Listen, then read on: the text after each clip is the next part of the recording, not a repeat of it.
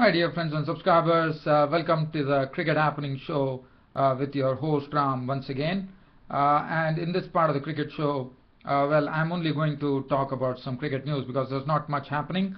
But what I'm going to do is I'm going to start off with the Big Bash League in Australia, where Alex Hales, who actually has come into the team at the expense of after the fracas that happened between Shane Warne, the Melbourne Stars captain, and Marlon Samuels, who is in hospital and is out of the BBL because of his eye injury.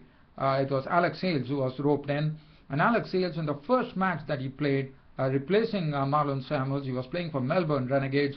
He smashed 89 runs of 52 deliveries, 5 fours and 8 sixes. He pinched the boundary time and again with some very glorious shots, 8 sixes in that knock with 5 fours. So that gives you an inkling of how Alex Hales played, and Alex Hales was simply in smashing form.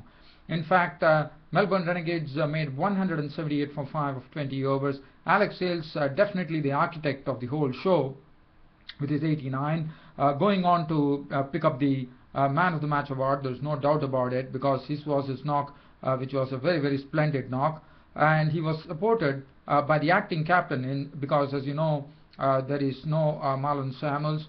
Ben Roeder, the acting captain, made 57 of 37 balls, 6 fours and 1 6, and that is how Melbourne Renegades made a score, a winning total of 178 for 5 wickets of their 20 overs, and they won the match by 29 runs against the Sydney Sixers. Brett Lee, in fact, if you look at the bowling figures, you will see that only Brett Lee and Sajitra Senanayake from Sri Lanka actually bowled well. Brett Lee 4 overs none for 19, Senanayake 4 overs 1 made and 19 runs on 1 wicket, and after that there were 3 bowlers who were absolutely carted by Alex Hales and Ben Roeder, and that was Josh Hazlewood, who yesterday suffered at the hands of Chris Gayle, as you know, in the Big Bash League, when Chris Gayle smashed the fastest 50 of 25 balls in the BBL. And Josh Hazlewood 4 overs was carted for 44 runs with 1 wicket to his name. Feldman 4 overs cost him 33 with 1 wicket, and Steve O'Keefe, the spinner, was really smashed around all over the park. 3 overs going for a very costly 50 runs. He was absolutely smashed, I would say. And Henriques bowled 1 over for 9 runs and 1 wicket. As far as Sydney Sixers were concerned, they finished with 149 all out. As far as Sydney Sixers were concerned, Steve O'Keefe actually came good with the bat, but to no avail, as he made 41 of 29 deliveries, 5 fours and 1 6. And contributions coming in from Michael Lumb at the top of the order with 21 of 14 deliveries with 4 fours, 23 coming in from D. Smith of 20 balls with 3 fours, and that was the one which helped Sydney Sixers to at least reach 149 all out. In the end, they lost the match by 29 runs. Bowling figures, well, it was 3 for 28. The wickets were actually shared by the Pacers there. Sheridan 4 overs 3 for 28. Remington bowled 4 overs 28 runs and 3 wickets, and Pattinson bowled 4 overs no made and 34 runs and 3 wickets. Bryan 1 for 11. Fawad Ahmed got an opportunity, 4 overs none for 34, and Harris 1 over for 10 runs. So Melbourne Renegades beating the Sydney Sixers by 29 runs. But Alex Hales' knock was something which was a real sight to behold, the way he played, and one was only wondering why Alex Hales is not there in India playing for England with the current form that he's in. Anyway, we are moving away from here. As I said, I'm just touching on some cricket news now. As far as cricket news is concerned, as you know, the South Africa and New Zealand would be renewing the battle in the second test match, and Vernon Philander, as you know, he got a doubtful starter. Now finally it has been really confirmed that at Port Elizabeth there won't be any Vernon Philander, which is a big blow to South Africa, as he played. He was quite instrumental in the first test win, and Philander is out of the second test match and is being replaced by Rory Kleinwilt. As far as the other news are concerned, we have some news that Pietersen has been awarded the contract, the central contract. As you know, he was in hot water initially with the ACB, and then finally matters got sorted out. He came into the team against India, and he scored that majestic 186 in Mumbai to take them to victory. And well, Kevin Pietersen has finally got what he wanted. He has got a central contract from the English Cricket Board, which is absolutely great news. The other news that is coming up is one-day international series between New Zealand and South Africa would be beginning. As far as New Zealand are concerned, they had Corey Anderson. Corey Anderson is out of the series. He's an all-rounder, and he has been replaced by Matthew Elliott, and who's coming back into the team after a space of probably 2 years now. And the other news that we have is yesterday we found that Shivnarine Chandrapal of the West Indies was going to be taken over. Derbyshire has signed him up, and as you know, Shivnarine Chandrapal has played for 4 counties now, and Middlesex have announced that they want Adam Voges, the Australian all-rounder, from the Friends T20 competition. So Middlesex have called on Adam Voges, and Adam Voges, you would remember that he was actually the front runner as far as the all-rounder post was concerned, but I have a feeling now that Glenn Maxwell is a real raw talent out of Australia, and he has immense talent, and people, all the experts have been talking about Glenn Maxwell. When I've seen what he can do with the bat, with the ball, he's a real panther in the field too.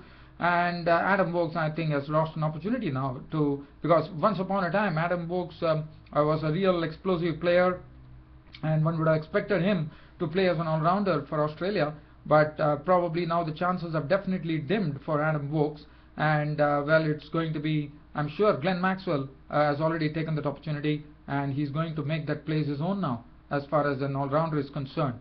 Well, dear fans, friends and subscribers, I don't have much to share other than that. We know that the one-day series between England and India is going to start. Yesterday, as I said, Delhi actually really dealt a very killer blow to England by giving them a shock defeat, which is not good news, and I'm sure England would be really mulling over it and trying to find out where they exactly went wrong, so that they don't repeat the same mistakes that they repeated in that particular match, and do pretty well against India in the forthcoming one-day internationals which are coming up.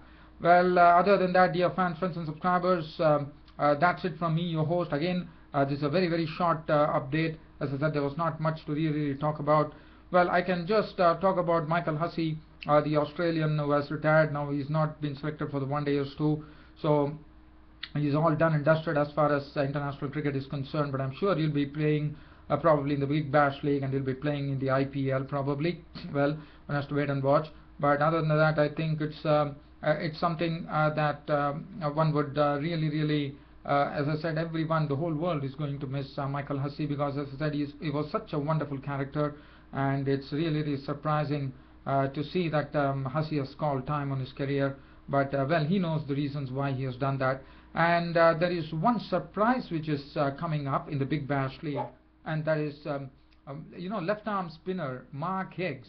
Last he played for his team, it was in 2005, and he has been actually given a chance here in the Big Bash League. He will be playing for the Hobart Hurricanes, so that's a great call up for the left arm spinner Mark Higgs. So that is another news which is coming up.